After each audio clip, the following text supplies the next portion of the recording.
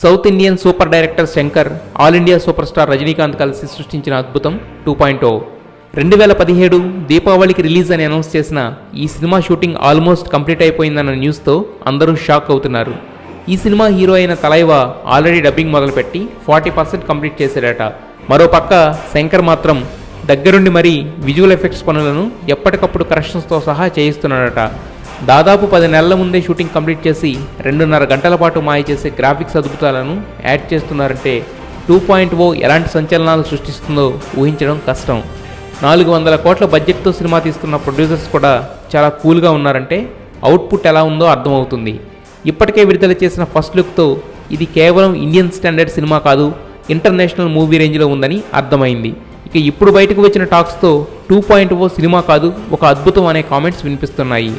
Amy Jackson హీరోయిన్గా నటిస్తున్న ఈ సినిమాలో అక్షయ్ కుమార్ విలన్గా నటించడం, ఆస్కార్ విన్నర్ రెహమాన్ మ్యూజిక్ అందించడంతో ఇంటర్నేషనల్ మూవీ సర్కిల్స్లో సైతం డిస్కషన్ పాయింట్గా మారింది 2.0.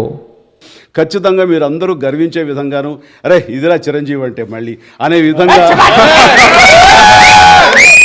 150వ సినిమా ఉంటుందని, అందులో మళ్ళీ ఒళ్ళు ఏమాత్రం దాచుకోకుండా అదే కష్టంతో అదే కష్టాన్ని నమ్ముకుని నాకు తెలిసినంతలో ద బెస్ట్ పెర్ఫార్మెన్స్ అన్ని రకాల ఇంగ్రీడియంట్స్ తోటి అన్ని చక్కగా ఈక్వల్గా క్యాటర్ చేసి అందరిని అలరించే దిశగా ఈ సినిమా రూపుదిద్దుకుంటుంది.